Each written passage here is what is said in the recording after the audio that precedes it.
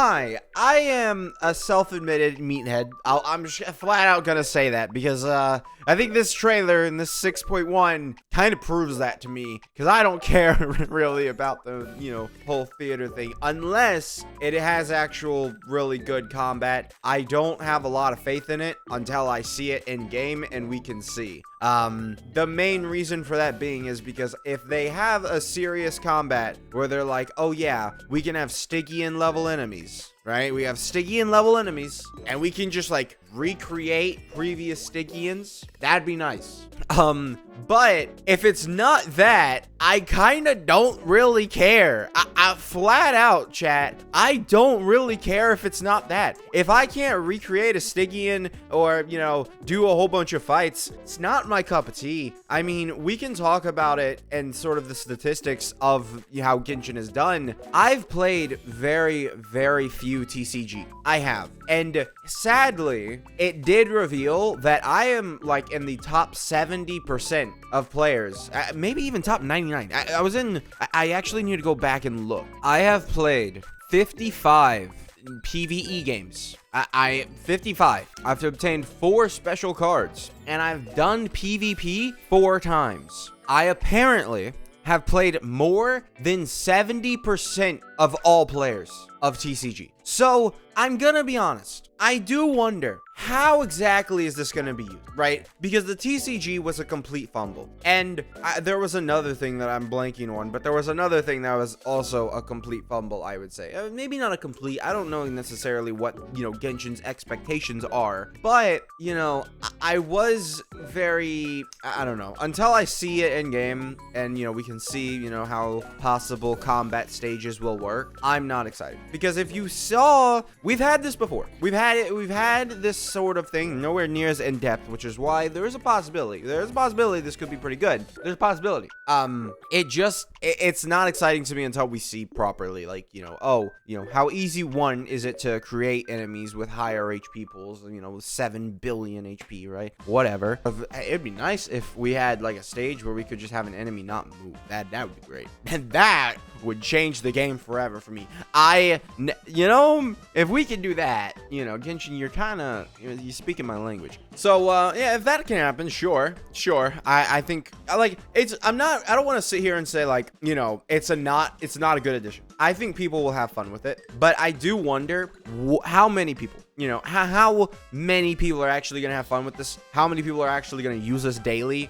I do wonder, because it also is going to be on top of the exploring, which they did make easier. On top of the exploring, on top of everything else in the game, on top of the world quests, they do now add even more content for us to do constantly. And while that's cool, you do have to shorten the time and, all the stuff. And it doesn't seem like there's primo gems in this new, thing, just completely dumping this mode as soon as they realize it doesn't give primo gems, right? I mean, I have trouble, thinking that people are going to be going for this, and I want to be optimistic to a certain extent, right? I think people will have fun with this. I think no matter what, there is going to be a decently, probably way larger than TCG, right? Because this will hit way more, points that Genshin actually has done over the years. And, I think way larger than TCG, because TCG was a completely different, like, it was literally a different game inside of Genshin. Whereas this is more Genshin as different games, I would say, possibly is what it seems to look like to me.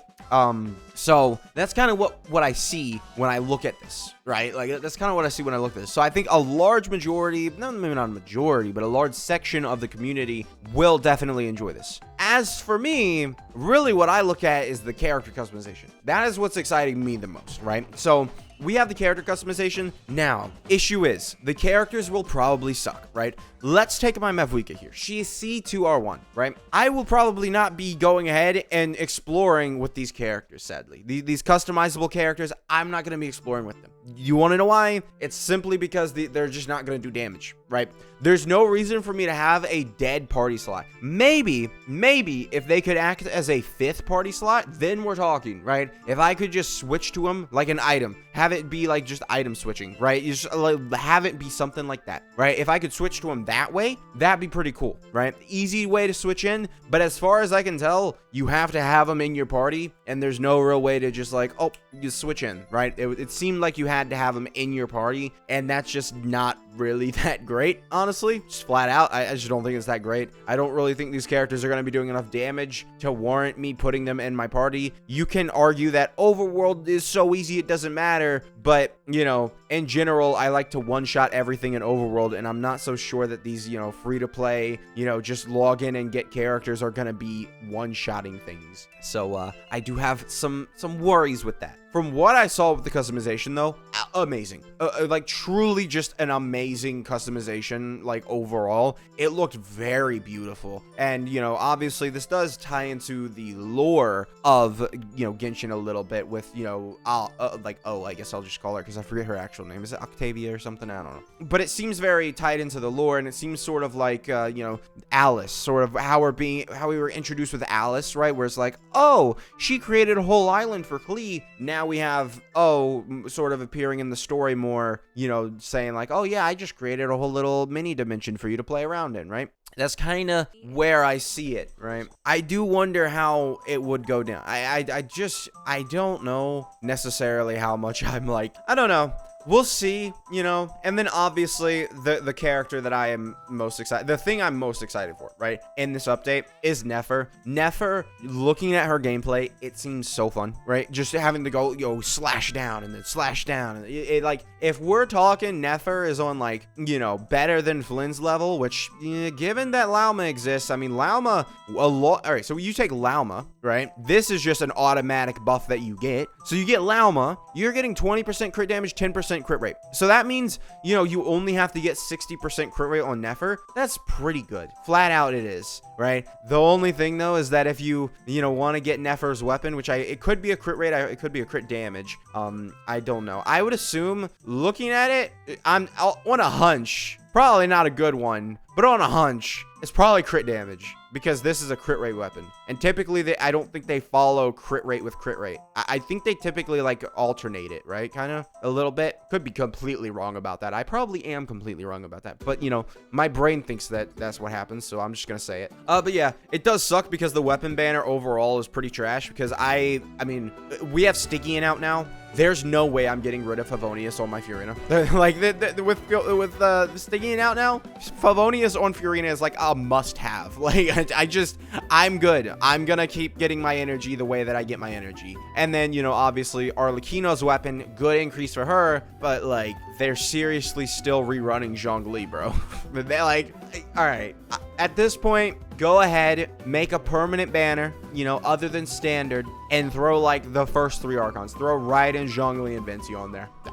Flat out, just do it and have a fate point system. Like, it'd be a cool looking banner. It'd be an overall decent summon for new players, right? Vinci, not so much, right? Vinci, he has uses, right? But he's not amazing. Whereas you have Zhongli, right? Complete shielder, would protect any new players, would be not worth it, right? I definitely recommend summoning for any other new character. But, you know, if you do decide to summon on the banner, you would have, you know, Zhongli. You could lose to Zhongli. And then Raiden is just a really popular character overall. So they're probably never going to rerun it or never going to do that to her. But, like, I do wish that they would stop rerunning Archons. Like, at least the really old Archons, right? Because they just are not strong. And their weapons, like, if we're talking, you know, back in the day, you know, support characters did not used to get insane weapons. They didn't. It wasn't like, oh yeah, shield and 28% damage bonus. Yeah, that's standard. No, it was, oh, Zhongli, what is it? What was Zhongli's weapon? I think they gave him a DPS weapon. Let me go ahead and look up for you guys. Let me, you know, look up the forbidden weapon. This is gonna be so insane. Oh god, I have it. It's been so long since I've seen it. Vortex Vanquisher increases shield strength by 20.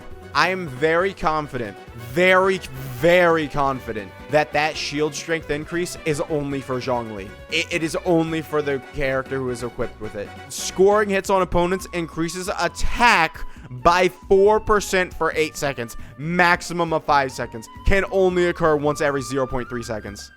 You can get 20% attack. Chat, hold on. Chat, wait. Hold on. There's a weapon I know that is just like outright. Hold on. No, flat out. I'm talking. No, I know I have a weapon like this. Okay, well, to be fair, Wolf's Gravestone, literally, Wolf's Gravestone immediately increases attack by 20%. So no needing stacks. You just get 20% attack, you know, and that was a weapon that was out when Zhongli had his, weapon. And again, I'm pretty confident that the shield strength increase only works for the character that it's equipped on. This weapon is actually the worst weapon I think I've ever seen. I think it is, because legitimately, maybe it was useful for Zhao, right? Maybe if you were using Zhongli and Zhao back in the day, it was useful. I don't think I've seen a worse weapon, right? There's not one. Because at least with Kagura's variety, or no, Everlasting Moonglow, Kagura's varieties gave me this. At least with Everlasting Moonglow, it is amplifying your support abilities, right? There is actually some tangible increase to having Kokomi on this weapon. Like, we're talking a Zhongli signature weapon, and this guy is getting attack buffs. Now, if you like, I'll do a little history lesson since we're just kind of rambling in this video at this point. A little history lesson. This is not what used to be this passive. I think it was literally just Planet Befall is 33%. I think that's what it is. I think it was just that. There's 33% of max HP. And then he got HP scaling overall. And overall, like, dude, his Vortex Vanquisher was trash.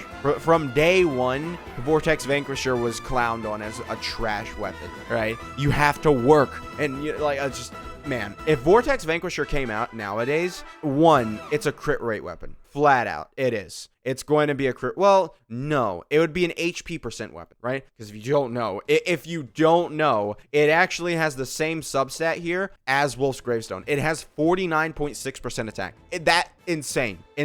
It would be HP percent, right? It'd be HP percent. It would increase party members' shield strength by 20%, maybe even more.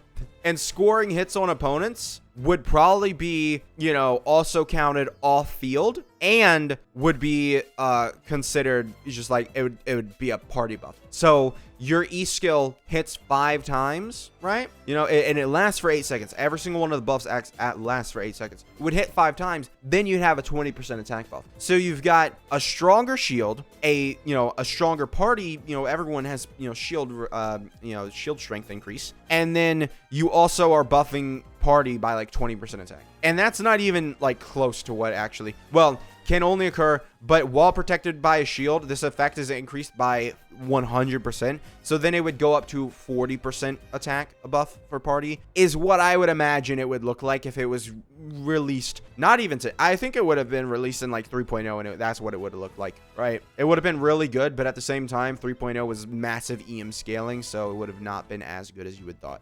But yeah, I'm excited for 6.1. I'm excited to see. Maybe I'm wrong about, the whole, like, well, I've completely forgot what the name of it is, but the creation place, right?